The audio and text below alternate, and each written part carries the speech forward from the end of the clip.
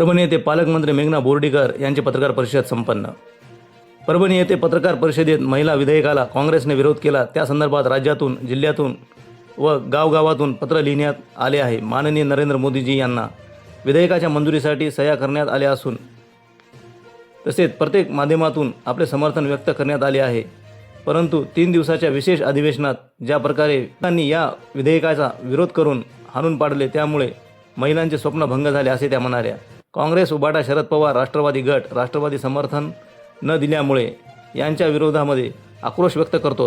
काँग्रेस, उभाटा, शरद पवार, राष्ट्रवादी गट, राष्ट्रवादी यांनी समर्थन द्यायला हवे होते, ते दिले नाही. आम्ही सर्व महिला निषेध करतो व त्यांना चांगला धडा शिकवल्याशिवाय राहणार नाहीत असेही त्या म्हणाल्या.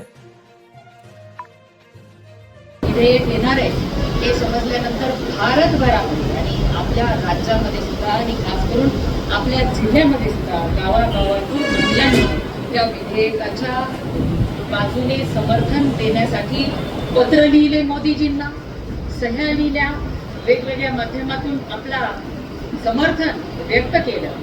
परंतु 3 दिवसाचं विशेष अधिवेशनामध्ये ज्या पद्धतीने विरोधकांनी या विधेयकाला विरोध करून हे विधेयक हाणून पाडलं, त्यानंतर महिलांचं स्वप्न भंग झालं.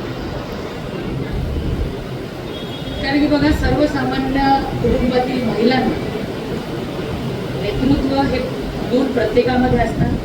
आज स्थानिक स्वराज्य संस्थांमध्ये 50% आरक्षण आहे आणि मोठ्या संख्येने आपल्या जिल्ह्यामध्ये सुद्धा आपण बघितलं, स्थानिक स्वराज्य संस्थांमध्ये 50%ची मर्यादा ओलांडून 70-72% महिला आज लोकप्रतिनिधी म्हणून काम करत आहेत. त्यामुळे महिलांचा सहभाग वाढल्यानंतर काम सुद्धा चांगल्या पद्धतीने होतील. कारण की महिलांमध्ये जे गुण आहे की सर्वांचा विचार करून सर्वांना न्याय द्यायचा, सगळ्यांना सांभाळून घ्यायचं आणि जे काम आपण हाती घेऊ ते प्रामाणिकपणे चांगलं उत्तम करणं हा महिलांचा मूळ स्वभाव असतो. आणि तो अधिकारामध्ये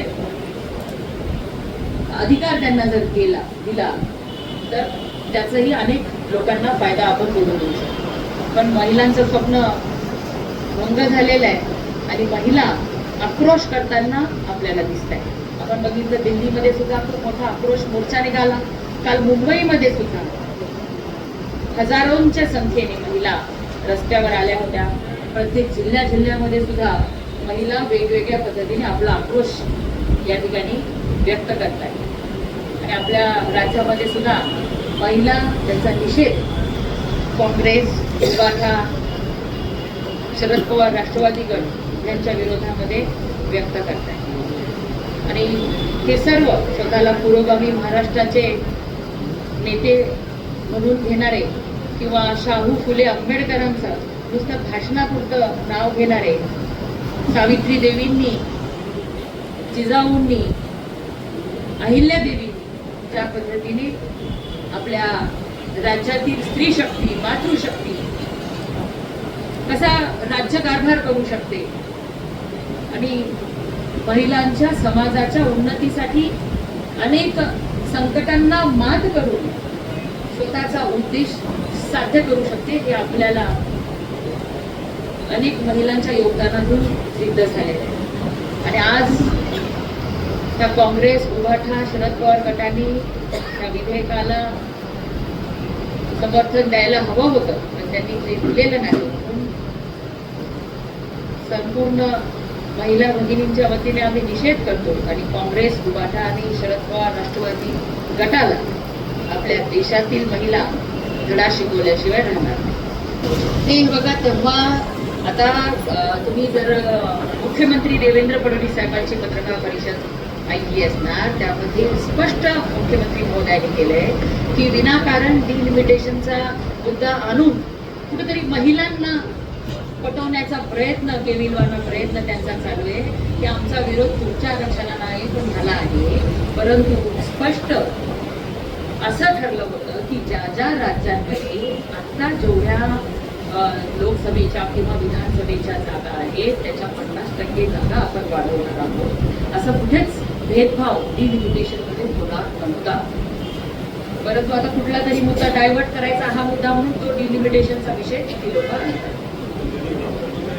आदिवासी ट्विट केलेलं होतं बरोबर त्याचा स्क्रीनशॉट फिरवतात त्यावर मुख्यमंत्र्यांनी अभिनंदन केलं होतं हा कायदा पास झाला. हे बघा त्या मुख्यमंत्र्यांनी ते ट्विट केलं कारण की आपण तो तेव्हा 2/3 मेजॉरिटी भाजपाकडे होती म्हणून